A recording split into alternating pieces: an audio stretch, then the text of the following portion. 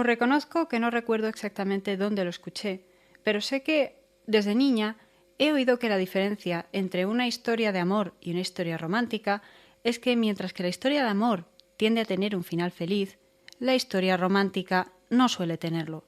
Y precisamente es lo que la hace romántica, porque es inalcanzable, porque es algo que anhelamos todos, un sueño interno, silencioso a menudo, que nunca se cumplirá, y que si se cumple, quizás pueda escaparse de nuestras manos con la facilidad con la que vino. Pero si nos preguntamos por qué a veces salen mal estas historias, quizás los motivos sean variados.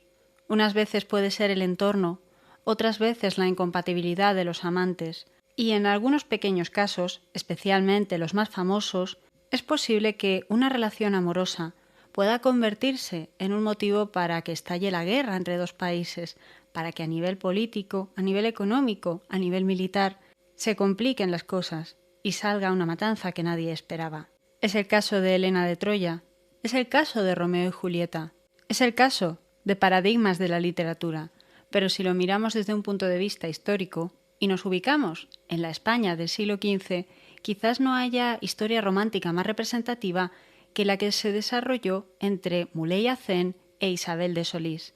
Si queréis saber quiénes eran, os invito a quedaros, pues este programa de Relatos de la Historia está dedicado a Mónica, una de las oyentes más fieles de iVoox, y aquí viene, tanto para ella como para los demás, para todos aquellos que queráis escuchar, seáis nuevos, seáis viejos.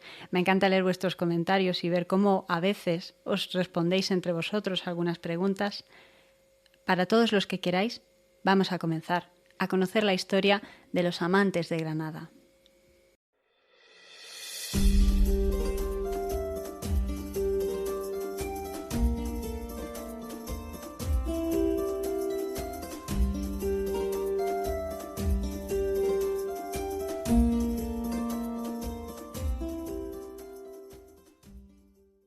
Aunque la historia romántica que se cuenta sobre los amantes de Granada tuvo lugar a finales del siglo XV, también es cierto que para entender bien esta historia también hay que conocer un poquito sobre el reino nazarí en sí. Ya oísteis hablar un poquito de él en el programa dedicado al gobierno de los Reyes Católicos, pero si os parece, antes de comenzar a hablar de amoríos y desamoríos, de traiciones y de líos familiares, creo que estaría bien explicaros un poquito sobre cómo funcionaba el gobierno de la ciudad, cuál es el origen de este bello palacio, conjunto palaciego que es la Alhambra de Granada, y quiénes eran los nazaríes, quiénes eran aquellos que gobernaban desde su trono, quiénes dirigían los designios de este pequeño reino al sur de España, que no solo abarcaba lo que es a día de hoy la provincia de Granada, sino que también se extendía hacia zonas como son Jaén o como son Málaga, también dentro del sur de España, concretamente el este de Andalucía. Así, la dinastía nazarí le dio a Granada más de 20 sultanes, hombres cuyos reinados pudieron ser más o menos largos, dependiendo del caso, pero que siempre tuvieron que estar vigilantes de las facciones que había dentro de sus dominios y de las facciones que había fuera, de los reinos cristianos. Concretamente, tenían que vigilar con más recelo al reino de Castilla, que siempre estuvo ahí, expectante, ahí vigilante, de ver qué pasaba con este reino y si les compensaba más o menos dejarlo vivir en paz o atacar o esperar a que ellos les atacasen primero. Así, pasó el tiempo y duraron en el trono un total de 254 años. Son muchos años para una dinastía que en un principio estaba formada por militares, por gente que escapaba y que intentaba buscar un lugar seguro donde vivir y donde llevarse a su gente. Para entender esto, tendremos que viajar al año 1212. He dicho viajar. En ese año tuvo lugar la famosa batalla conocida como de las Navas de Tolosa, una contienda que ha sido reconocida por varias fuentes como una auténtica cruzada. El motivo es que tuvo el respaldo del papado en aquel tiempo, y también otro motivo es que en la misma no solo combatieron los reinos hispánicos, pues hubo actuación, hubo algún tipo de colaboración de más naciones europeas, más de las que podríamos llegar a pensar. Pero a grandes rasgos, si tengo que explicarlo brevemente, os comentaré que principalmente los que estaban allí, es cierto, eran los hispanos. Alfonso VIII de Castilla llevaba a sus propias huestes, mientras que el rey Pedro II de Aragón también llevaba a las suyas. Luego, Sancho VII de Navarra llevaba a su gente, pero es que luego también hubieron voluntarios de Portugal, hubieron voluntarios del Reino de León, y desde más allá de los Pirineos también vinieron caballeros, vinieron guerreros dispuestos a enfrentarse.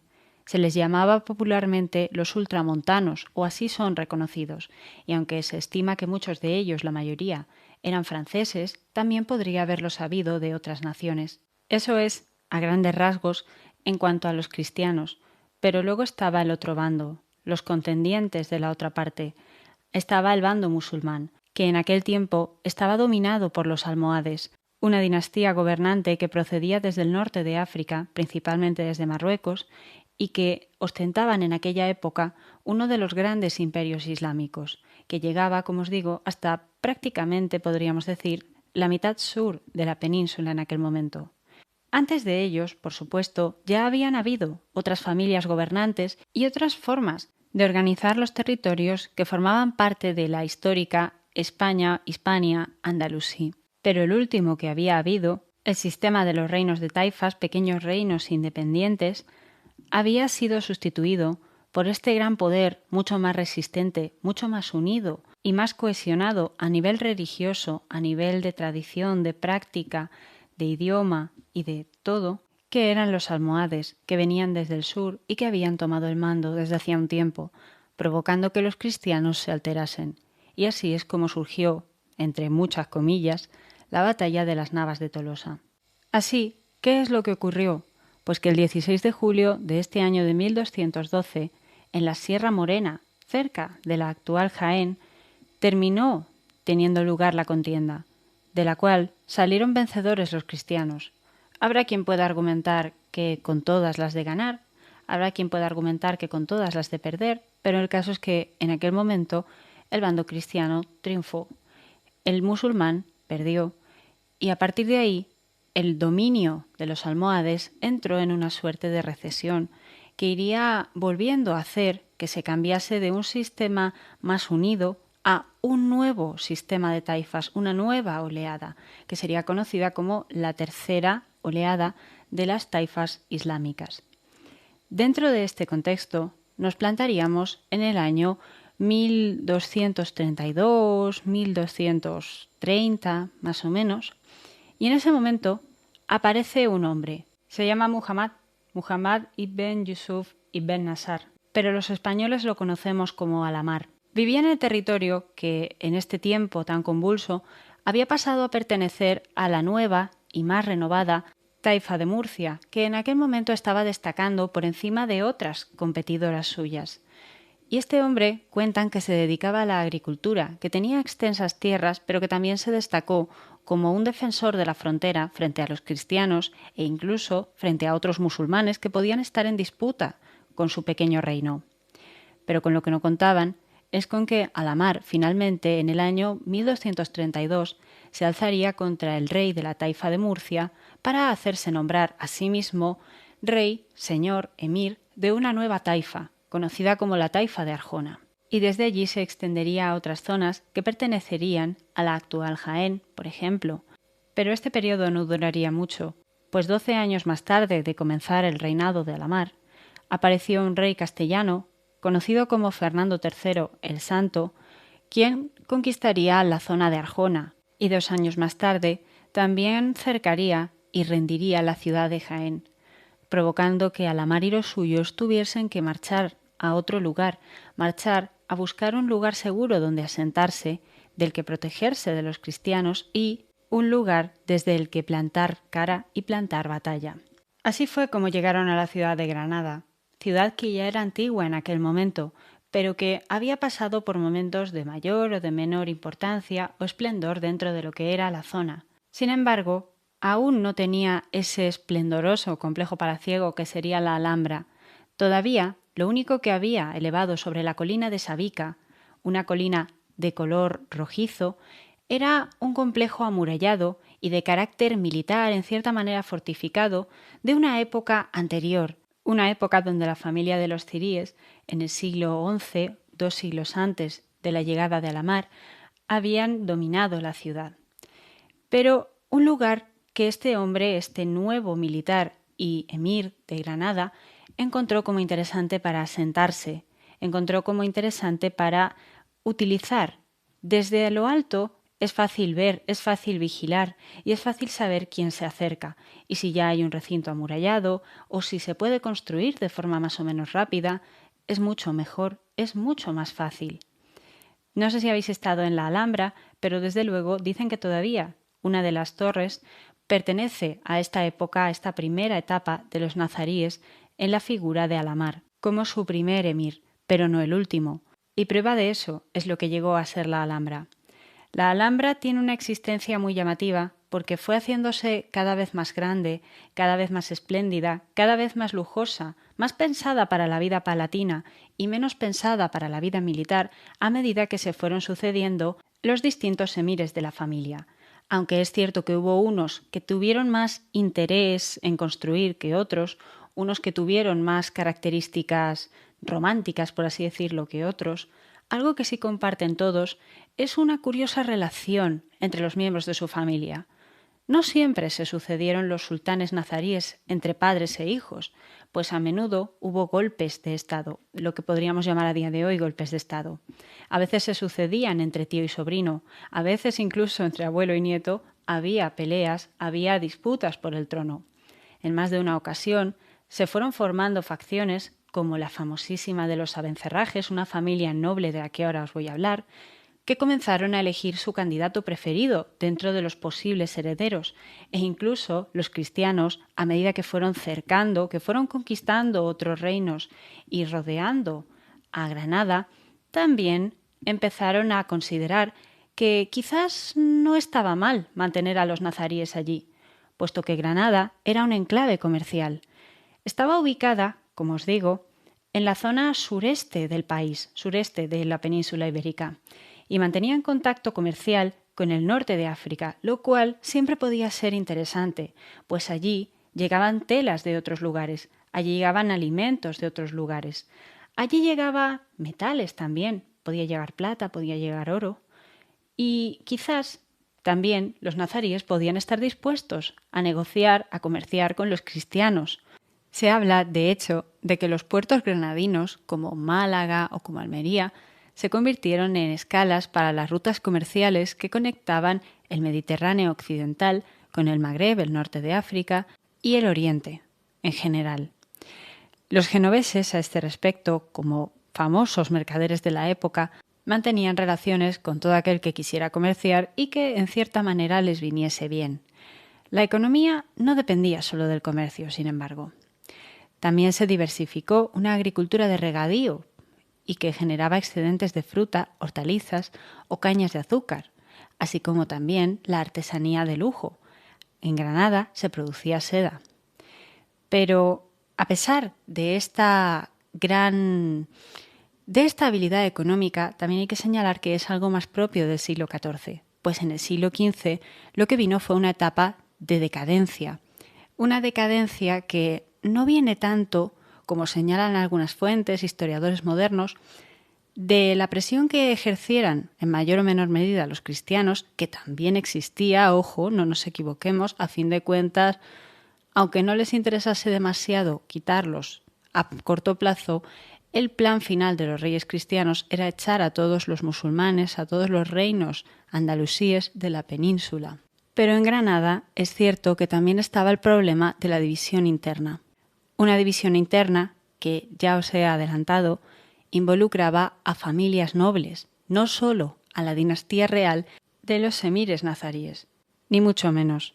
Pero creo que con esto ya tenéis suficiente contexto para conocer un poquito más de cerca la historia de los amantes de Granada, el emir Muley Hacén, también conocido como Muley Hassan en algunas fuentes, y la esclava cristiana Isabel de Solís, más conocida por la tradición andalusí como Zoraida o también Soraya. Si os parece, os voy a contar brevemente cómo fue la vida temprana de este emir, de Muley Hacén, y después os contaré su tórrido romance con Isabel de Solís, a la cual también la leyenda, la historia romántica, ha acusado en cierta manera de provocar la caída del reino nazarí de Granada.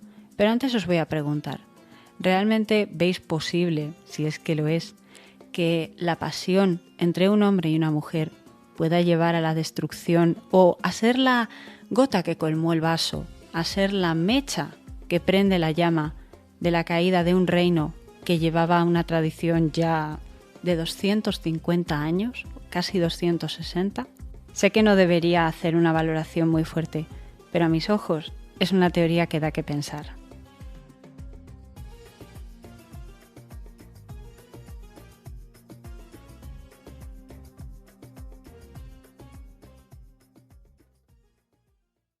La realidad es que no sabemos demasiado sobre los primeros años en la vida de Muley Hacén.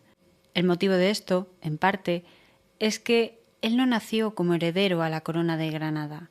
Él simplemente nació como uno de tantos príncipes que nacían en Granada en aquella época.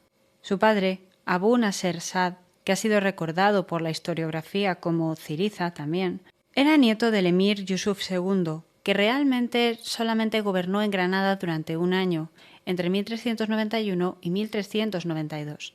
Sin embargo, eso ya ubicaba a Muley Hacén como miembro de la dinastía nazarí. Descendía de emires y eso ya le daba un estatus de cara a la corte, una corte que, como os digo, estaba dividida y ya lo vería muy pronto desde niño. Muley Hacén tenía además otros dos hermanos, uno que es menos recordado, se sabe menos de él, llamado Yusuf, y otro, bastante más conocido, que se llamaba Mohamed o Muhammad, pero al cual la historia española lo recuerda con el sobrenombre de El Zagal. Pero lo que no se sabe, sin embargo, es el nombre exacto de su madre. Cosas que ocurren a veces, ¿no? Pero en cualquier caso, ya los primeros momentos en los que podríamos decir que este joven príncipe, este muchacho, habría tenido que enfrentarse a una situación difícil, fue cuando falleció el emir Muhammad IX, el cual había estado gobernando desde antes del nacimiento de Muley, pero sin embargo, también hay que señalar, también hay que decirlo, al igual que otros muchos emires antes que él, también había tenido un reinado que podríamos catalogar de inestable, porque había tenido interrupciones, le habían destronado y había vuelto a recuperar el trono en varias ocasiones. Pues bien, cuando este sultán, que sin embargo había conseguido asentarse en el trono durante mucho más de 10 años, unos 13 años o así en el trono, finalmente fallece en el año 1445 y deja en Granada un vacío de poder, un vacío que podía ser llenado por dos candidatos concretos, los cuales, por supuesto, eran descendientes del mítico emir Al-Amar, el primer miembro de la dinastía nazarí de Granada en gobernar.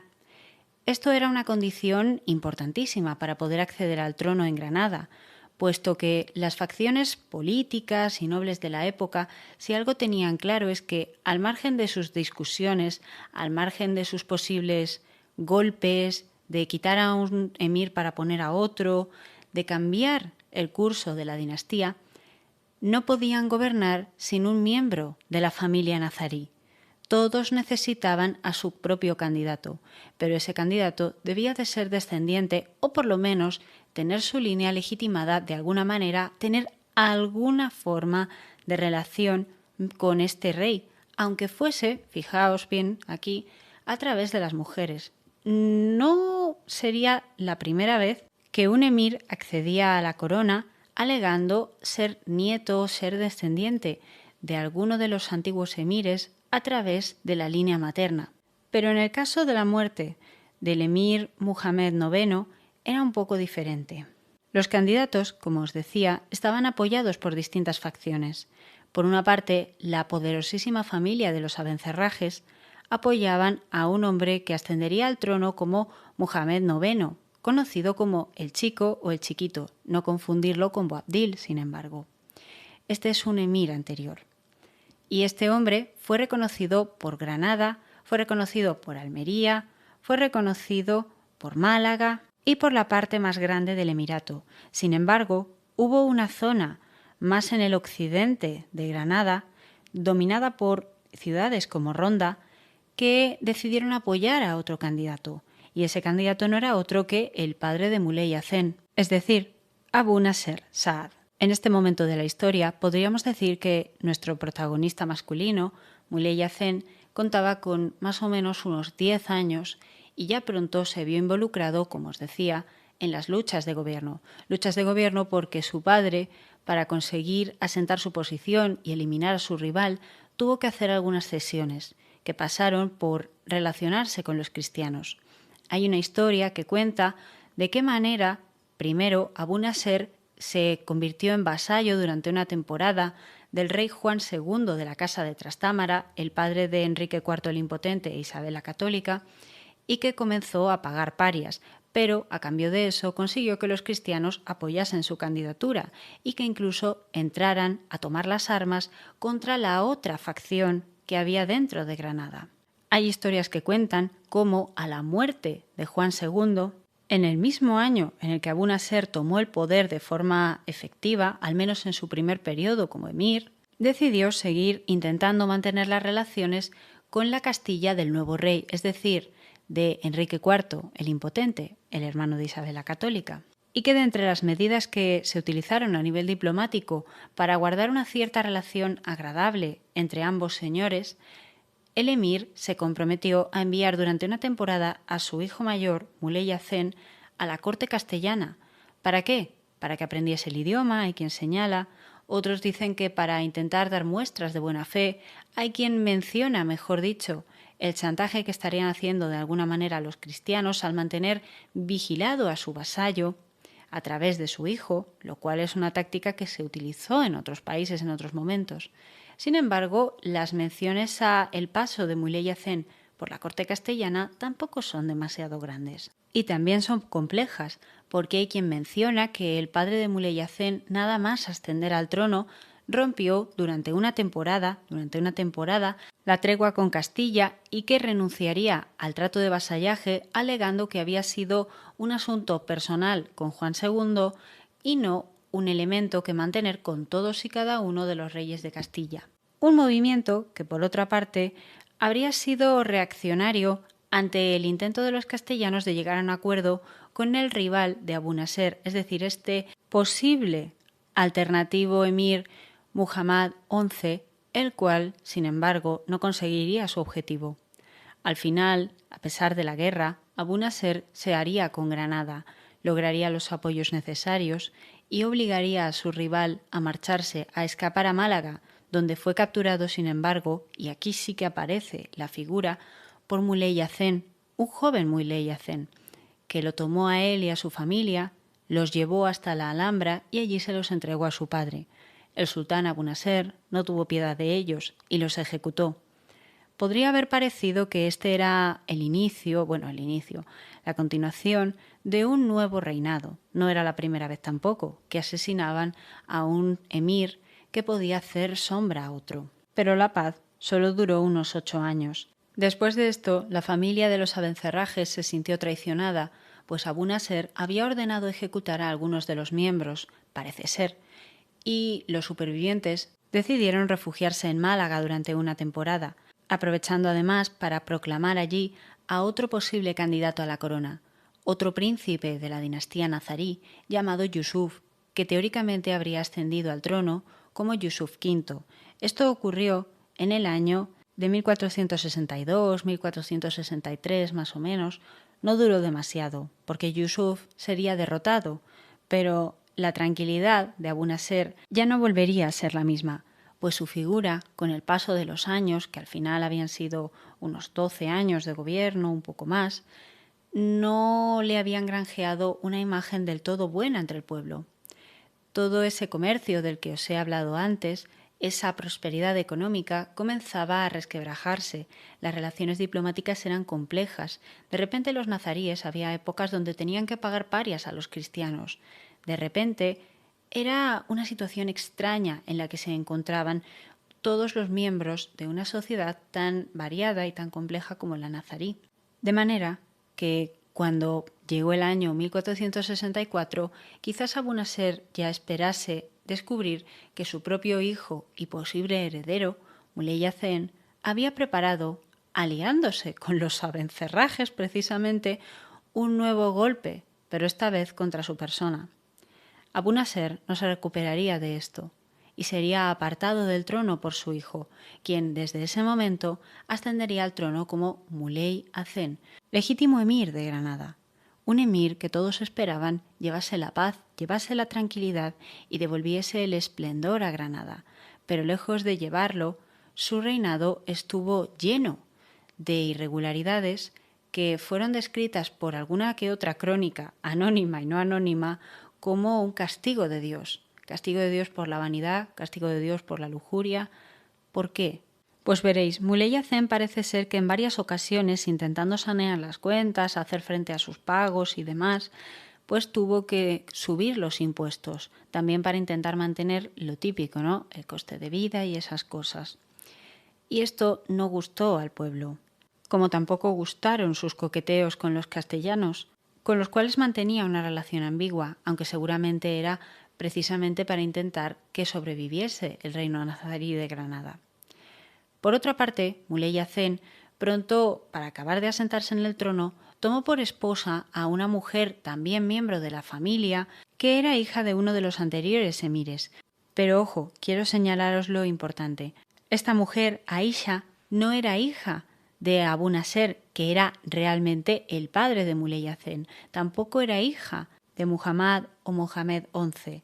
No, que es el que se había enfrentado a Abu Nasr por el trono. Aisha, en vez de eso, era hija de Muhammad IX, el emir que había fallecido antes de que comenzasen todas las disputas entre el padre de Muley Hacen y sus propios rivales. El hecho de que esta mujer se casara con Muley Hacen, ya sabéis lo que contribuía, ¿no? Ya sabéis cuál era su papel. Terminar de afianzar a la dinastía, a esta rama de la dinastía que ahora llegaba al poder, y dar sensación de que había terminado, al menos por el momento, las hostilidades. Habían cesado. Aparte, pronto Aisha daría a luz a un niño llamado Boabdil, el chico. Ese es el recuerdo que tenemos de él. Pero un muchacho que sería visto como un emir quizás joven, quizás un poco caótico. Hay una leyenda negra que señala de qué manera se preveía, dictaminaron los adivinos y los astrólogos, que este sultán, Boabdil, tendría un reinado intenso pero corto y que vería arder a Granada. Bueno, vería caer a Granada.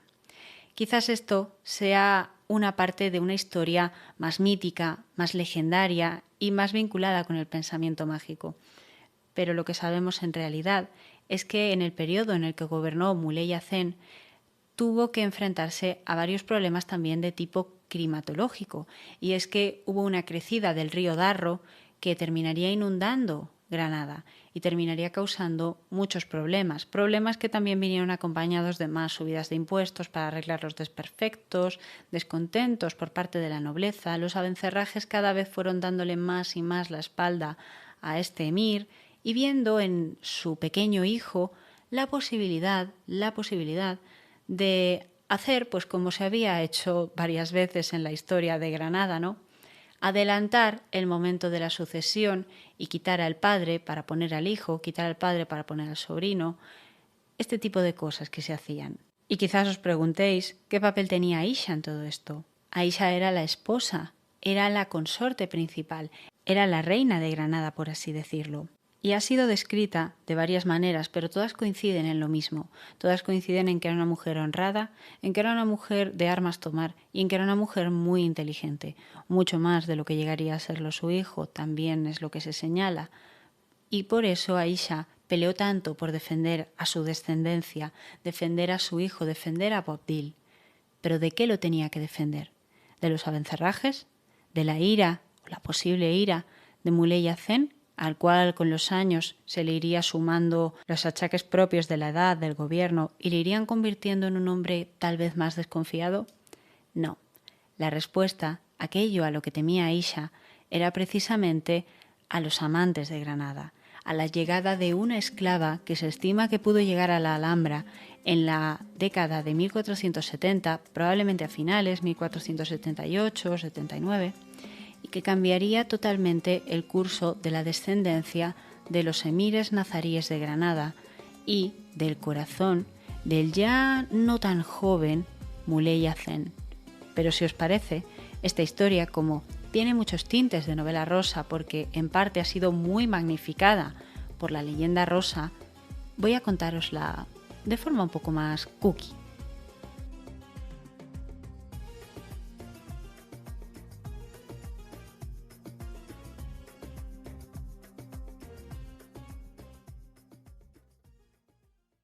Ella había nacido cristiana, siendo la hija del comendador de Martos, que también era alcaide de Bedmar, de Peña de Martos y de la Higuera de Martos. Era un hombre leal a su rey, Sancho Jiménez de Solís, y ella, su hija, era Isabel de Solís. Y aunque lo que se sabe de ella es confuso, es extraño y tiene, ya os digo, muchos tintes novelescos, voy a deciros que pienso asumir parte de esta novela rosa, de esta leyenda tan bonita, no porque me la crea 100%, sino porque me parece que es también interesante conocer las historias que circulan sobre personajes históricos que a nuestros ojos pueden ser tan misteriosos. Sin embargo, quiero aclararlo, Isabel de Solís fue una mujer real. Como os digo, era hija de un alcaide que al mismo tiempo era comendador de Martos. Era una dama de la nobleza castellana y una doncella que en otras circunstancias seguramente habría tenido una vida normal para la época. Se habría casado, habría tenido hijos, habría seguido siendo una dama de la nobleza toda la vida, con más o menos alcance, más o menos poder, eso ya iba a depender de la suerte y un poquito de las relaciones familiares.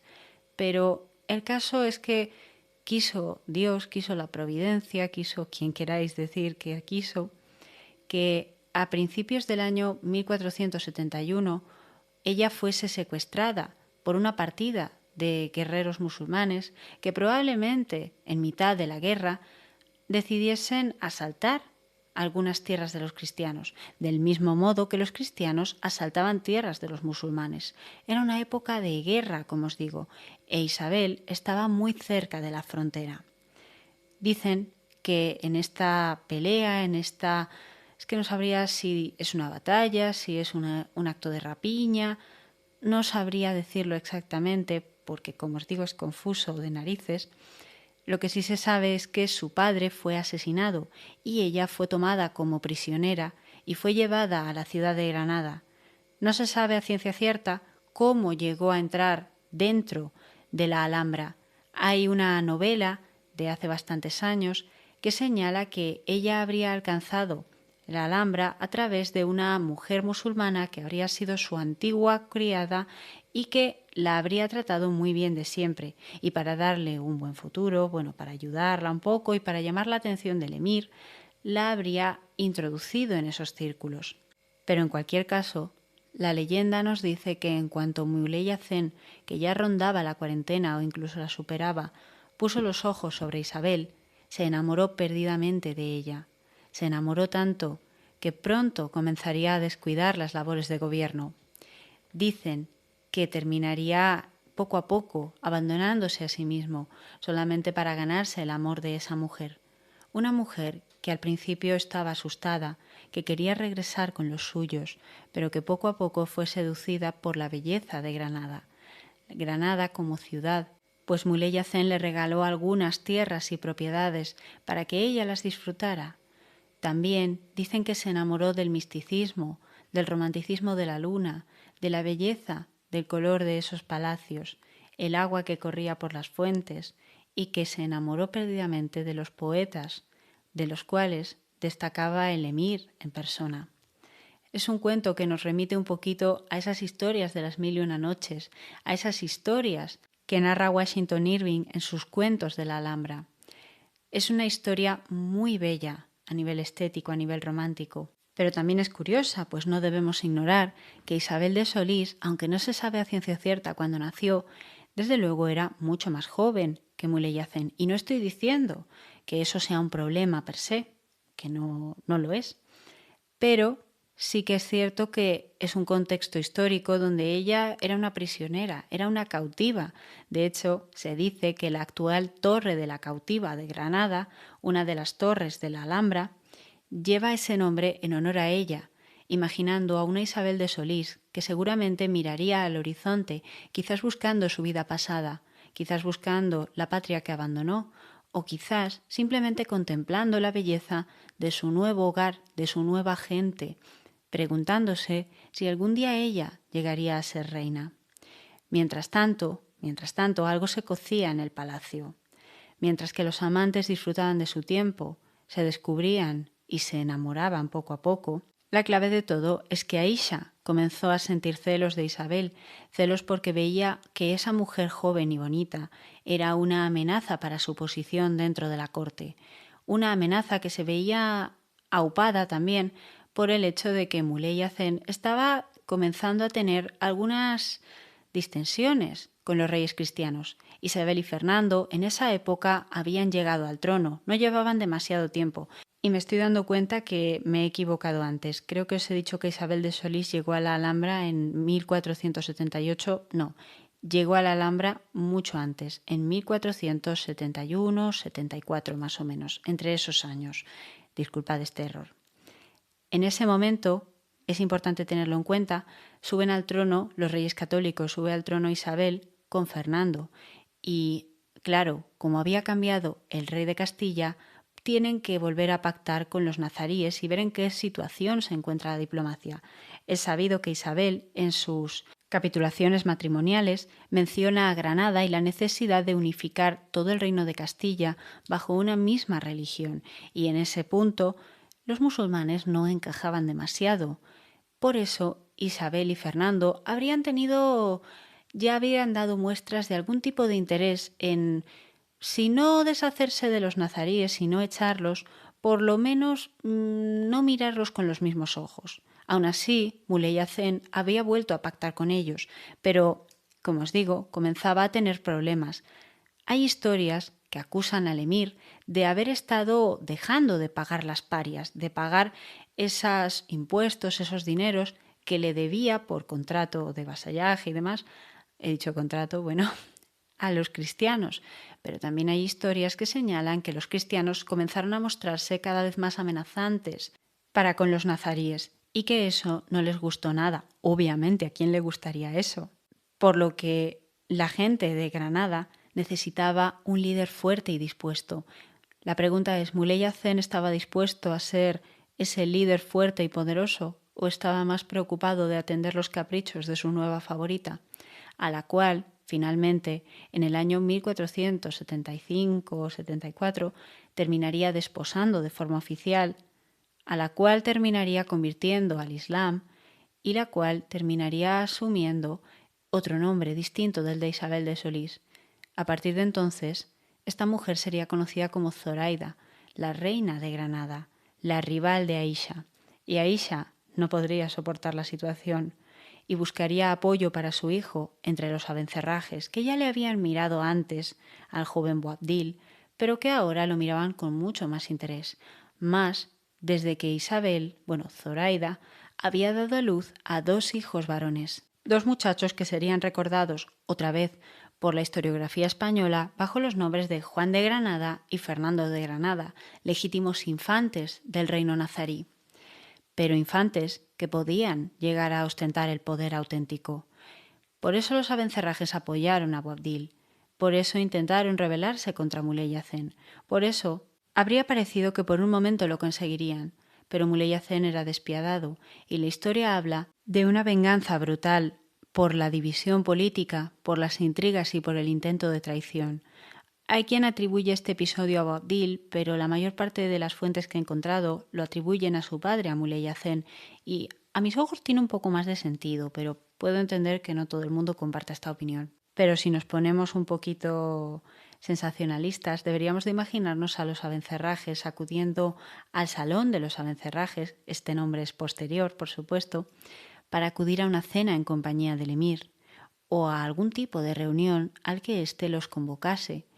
Una reunión que acabó con todos estos abencerrajes, estos miembros de una familia noble y poderosa, siendo ejecutados, su sangre derramada por el suelo. Y la leyenda incluso sigue mencionando a día de hoy que el agua que brota de la fuente de esta sala sigue teniendo cierto color rojizo porque aún está teñida de la sangre, de tanta sangre que se vertió en aquel brutal acto, que sin embargo, mirad qué curioso, también está inmortalizado en el arte. Si buscáis al pintor Mariano Fortuny o también buscáis el nombre del cuadro La masacre de los Abencerrajes, os aparecerá una imagen muy llamativa, un cuadro que representa una sala de carácter andalusí en estilo islámico, donde se representa esta escena que, bueno, a ver, si bien no es muy explícita, creo que no es algo que pueda herir la sensibilidad de nadie, sí que te deja ver parte de ese misticismo, de esa leyenda y de ese encanto que se atribuye a veces a este tipo de historias que están muy relacionadas, pues eso, ¿no? Intrigas, palacios, traiciones, división interna, familias, todo. Y en mitad de esta historia estaba Isabel de Solís. Cuentan que, llegado el año 1481, entre el descontento de los abencerrajes que quedaban vivos, que otra vez se habían visto atacados por la familia del emir, entre el descontento de Aisha, el descontento de su hijo Boabdil y el descontento del pueblo, que comenzaron a ver a Muley Hacén como un viejo prácticamente lascivo, que se gastaba todos los impuestos en contentar a su favorita, una joven de origen cristiano que le había dado 2 niños para colmo, cuentan que esto fue en parte motivo para que se intentase deponer a Muley Hacén. Pero desde luego estoy convencida yo también de que la guerra contra los cristianos también afectó a este suceso. Sin ser yo la más inteligente al respecto, me atrevo a señalarlo. Pues bien, no está muy claro cómo empezó la guerra. Ya os he dicho que se hablaba de impago de las parias por parte del emir Muley Hacén, pero también se hablaba, todo hay que decirlo, de que los cristianos intentaron tomar ciudades musulmanas como la ciudad de Aljama, la cual finalmente lograron tomar, pero también los cristianos acusaban por su parte al emir de haber tomado la estratégica ciudad de Zara, lo cual no les habría gustado nada. En cualquier caso, comenzó la guerra, se terminó de desestabilizar el reino y finalmente consiguieron las facciones que Boabdil, el hijo de Muley Hacén, fuese reconocido como emir. Hay alguna disputa sobre si se aprovechó una ausencia del emir o si simplemente se le invitó amablemente a marcharse, pero el caso es que Muley Hacén se retiró a Almuñécar, una ciudad donde se refugió durante una temporada, mientras que su esposa, Isabel de Solís, hay quien dice que se escondió en el Albaicín, hay otros que mencionan que la que se escondió en el Albaicín fue Aisha y que Zoraida fue con Muley Hacén allá donde le tocaba ir. Pero hay un personaje aquí que comienza a destacar, un tercero en discordia, que también podía tener sus propias ambiciones para con el trono de Granada, y era el personaje de el hermano de Muley Hacén, el Zagal, el cual sé que destacaría durante la guerra como un militar, ya se había destacado antes, pero ahora lo iba a hacer más, en un principio en favor de su hermano. Y esto le habría llevado a tener una relación compleja con los cristianos y con su propio sobrino Boabdil, el cual sería hecho prisionero por parte de Fernando el Católico, rey de Aragón y esposo de Isabel la Católica, tras la caída de la ciudad de Lucena. Allí donde se encontraba el emir, el nuevo emir Boabdil, intentando defender. Dicen que Boabdil trató de pactar en varias ocasiones con los reyes católicos y que incluso les llegó a prometer que les entregaría Granada, siempre y cuando se respetasen ciertos límites para con la población y que a él se le compensase de alguna manera. Pero esto ya sería muy avanzada la guerra. En un principio, lo que parecía que iba a ser la guerra de Granada era una guerra para elegir a un emir o a otro. Era no solo una guerra entre reinos, sino una guerra civil dentro del propio corazón de Granada, una guerra entre un padre y un hijo, y una dinastía que se había comportado de una forma similar en más ocasiones, por lo que, ¿qué llevaba a pensar realmente que en esta ocasión iba a ser diferente? ¿Por qué parecía que lo iba a ser? Parece ser, si nos dejamos llevar por la leyenda, que el elemento disruptor aquí fue Isabel de Solís, fue la mítica Zoraida. Esa mujer que consiguió enamorar a un hombre que, según las historias, se encontraba solo y que encontró la luz en su amada. Una mujer que, sin embargo, Intentó estar al lado de su esposo, Dios sabe si era motivada por una especie de síndrome de Estocolmo o por amor verdadero, estuvo con él hasta el final. Tanto que cuentan que cuando Muley Azen finalmente se queda ciego y pierde parte de su capacidad, ella sigue ahí con él. Cuando Muley Azen finalmente consigue derrotar a su hijo y volver a erigirse como emir, a pesar de la impopularidad ante el pueblo, a pesar del descontento, del cabreo, a pesar de que el zagal ya estaba haciendo planes para cuando falleciese su hermano, pensando en casarse con Zoraida y así tomarla a ella por esposa y quedarse con el lugar de su hermano, a pesar de eso Zoraida siguió con él. Y ojo, no nos equivoquemos, Muley Azen finalmente consintió en que su hermano, el zagal, fuese su sucesor de alguna manera, que fuese reconocido como emir. Pero es que Muley Azen murió relativamente ni muy joven ni muy viejo. Simplemente murió. Murió en el año 1485. Y aunque murió como un emir, ya no era emir cuando lo hizo. Como os digo, había decidido que su hermano sería el nuevo sucesor y él se retiraría únicamente para fallecer a Almuñécar, el lugar donde se había retirado anteriormente cuando su hijo Boabdil intentó quitarle el trono y de hecho se lo quitó durante unos pocos años. Bueno, realmente en uno. Se lo quitó entre 1482 y 1483, pero luego él lo recuperó. Lo que pasa es que el segundo periodo de su reinado solo duró 3 años. Entonces, digamos que, oye, Muley Azen ya se veía venir que no iba a durar mucho. Y como os digo, se marchó a esta ciudad donde finalmente falleció en compañía de Zoraida y de sus hijos. Y podréis preguntarme, ¿qué tiene que ver aquí entonces la leyenda de los amantes de Granada? ¿Qué trascendencia tuvo si al final fue el zagal quien consiguió suceder a su hermano? Pues bien, como ya conocéis un poco de la historia, Boabdil finalmente terminaría imponiéndose a su tío el zagal. No quiero daros muchos detalles porque también me gustaría hablar de Boabdil en el futuro, pero el caso es que consigue imponerse al zagal y finalmente, como todos sabemos, le entrega la ciudad de Granada a los reyes católicos y él se retira a las Alpujarras, mientras que su tío el zagal se marcharía a una ciudad del norte de África. Y después, con el tiempo, Boabdil también se marcharía al norte de África. Sería el fin del reino nazarí de Granada. Pero la historia de Muley Azen y de Zoraida en este contexto perdura. ¿Y por qué perdura? Es que la leyenda no acaba después de la muerte del emir.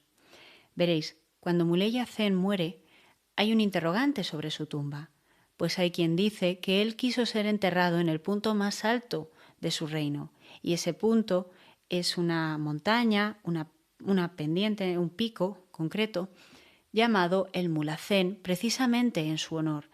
Es la montaña más alta de la península y es un lugar bastante frío a pesar de estar en el sur de España.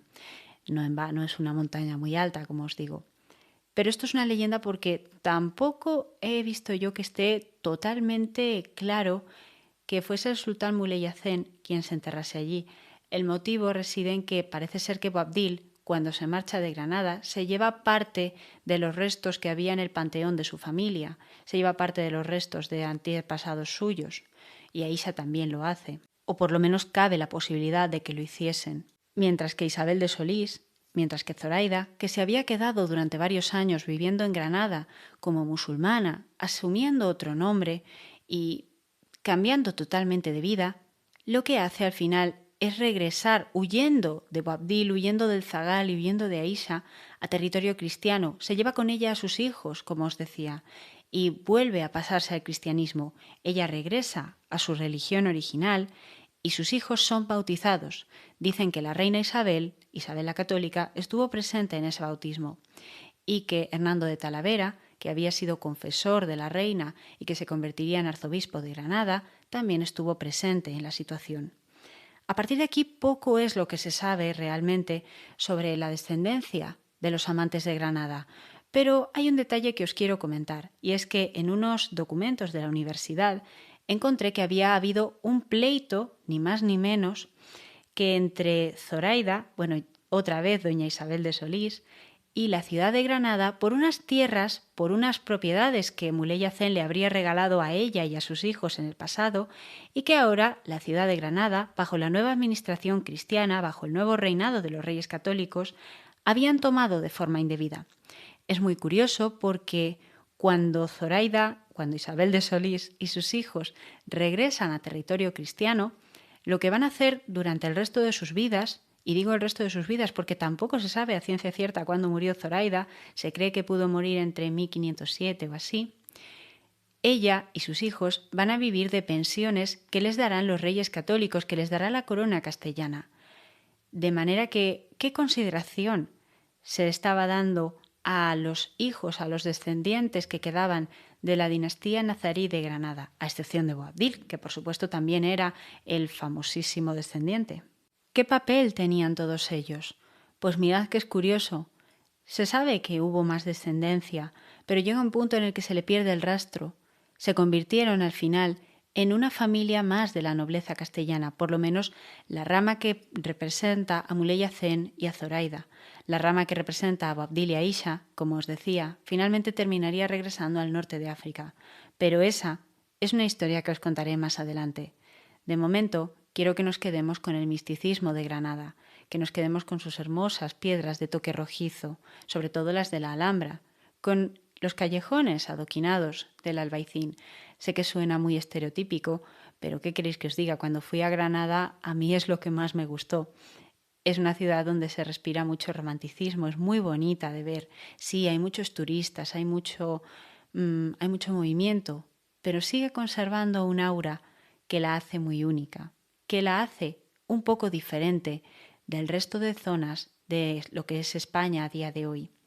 Aunque no totalmente diferente, por supuesto, pero sí la hace tener una personalidad muy marcada. Y en eso, el complejo palaciego de la Alhambra de Granada tiene mucho que ver. Y sí, no os voy a mentir, la historia de los amantes de Granada no está recogida de forma explícita por Washington Irving, pero desde luego este escritor americano que en el siglo XIX se vino a España como diplomático y se quedó a vivir durante una temporada en la Alhambra cuando estaba medio abandonada, sí que bebió de ciertas fuentes, de ciertas tradiciones que hablaban de romances, que hablaban de historias de amor y de desamor, y de historias que mezclaban a cristianos con musulmanes. De manera que se generó todo un romanticismo alrededor de Granada, alrededor de la figura de sus gobernantes, de sus princesas y alrededor de mujeres como Isabel de Solís y su esposo, el emir Muley Hacén, los amantes de Granada. Como os digo, hay más de una novela sobre ellos, pero una muy llamativa es la de Zoraida, la reina de Granada. Yo os la recomiendo, está gratis en internet si la queréis buscar. Y con esto creo que podemos dar por finalizado el programa de hoy. Como siempre, espero que hayáis disfrutado, que os haya gustado mucho y que no os arrepintáis de pasar por aquí por Relatos de la Historia. De manera que yo aquí, como siempre, me despido y os deseo que tengáis un muy buen fin de semana. Buenas noches.